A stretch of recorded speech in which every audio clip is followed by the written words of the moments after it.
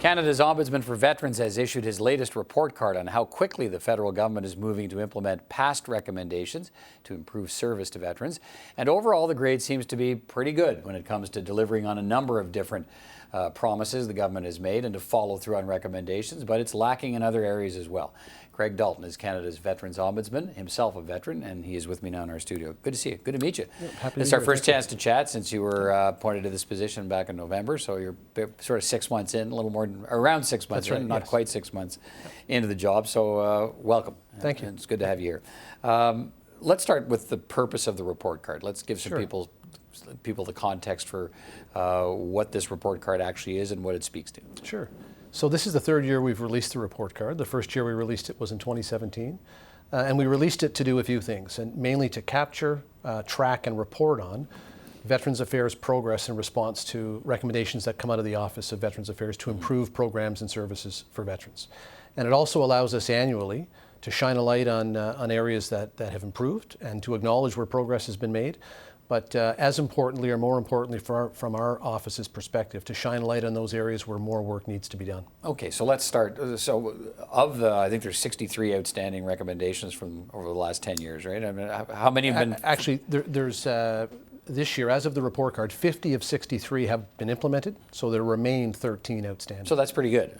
Yes. When you look at that, so that's what, almost over 70%, 80% success rate at delivering. Okay, so let's start with some of the successes. Sure. What's been improved? What recommendations have been followed through on by this government that's making life better for veterans?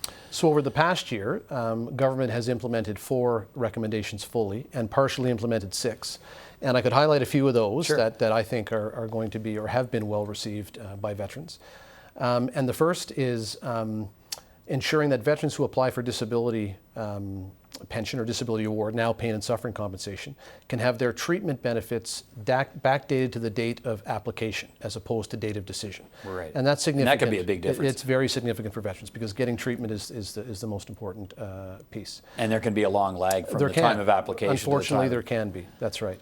And the second is post-65 financial security, and with Pension for Life being introduced, now ensuring that veterans who have a diminished earnings capacity assessment will receive 70% of their pre-release salary post-age 65. So that's significant from a financial security perspective after the age of 65.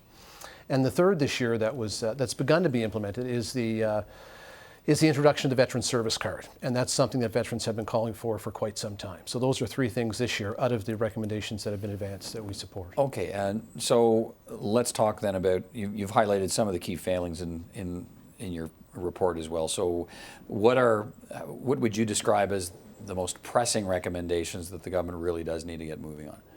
Well, I think the report card also tells a story of government having moved largely in the area of financial security. And the biggest area that we think, based on our recommendations, where work still needs to be done, is that in the area of healthcare supports. So of the 13 remaining recommendations, the majority are in the area of healthcare supports.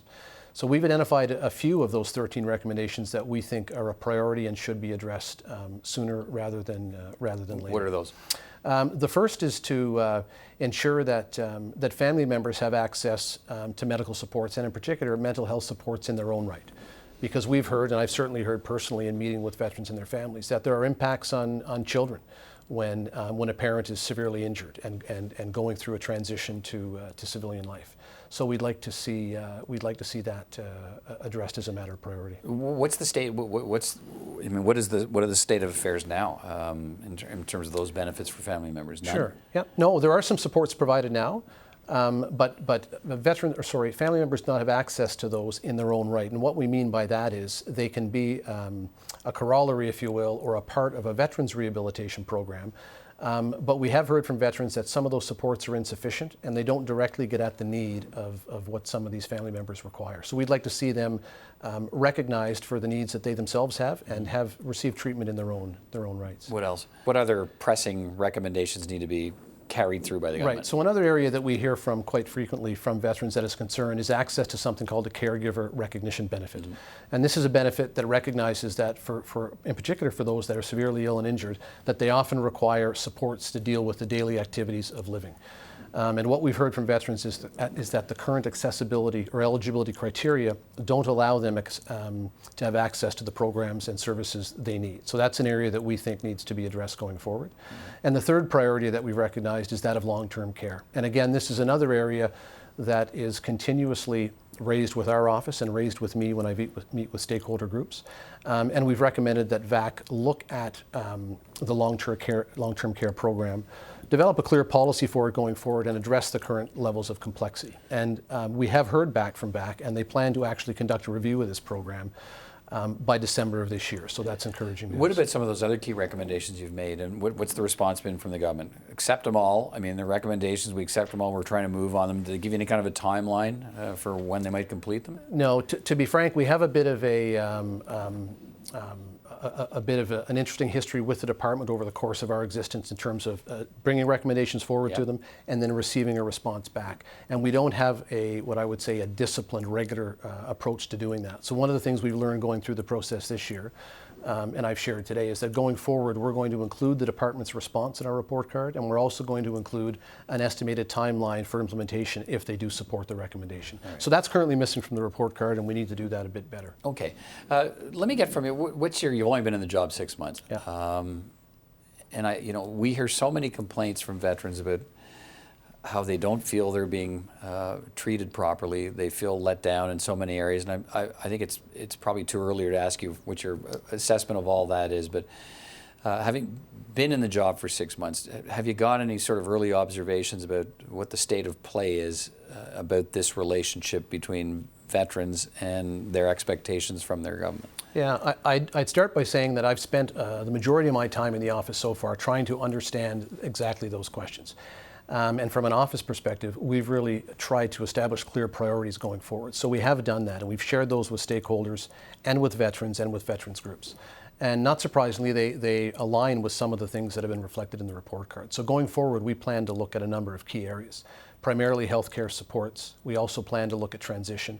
And we plan to specifically look at 3 groups that we've realized really need to be given not special consideration or review, but we need to make sure that the programs and services that VAC delivers are tailored to these groups. And these groups are women veterans, reserve veterans, and families. So those are our priorities going forward. Is your sense that they have been to some extent overlooked, or that whatever's being done, there needs to be perhaps, and I know you want to be careful about the terminology, is right, but some kind of special attention, or they have maybe special needs and different requirements? Right. I think the reality is the needs of veterans have evolved over time. They'll continue to evolve.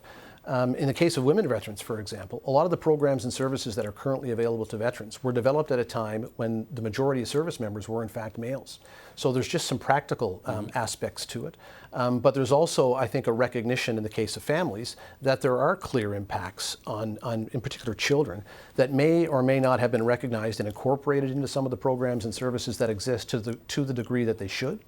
And similarly for reservists, we've received complaints from reservists in relation to some very good programs that exist, but those complaints demonstrate that program was not designed in a way to account for the unique circumstances of reserve service. So those are 3 areas that we know we have to tackle, and our job there is to really tell a story, to shine a light, and where appropriate, make recommendations to make those things better. And that's our job here too, is to help you shine that light. Good luck on the new job. Thanks for your time today, and I know we'll talk again. Craig Dalton, thank you. Thanks, appreciate it.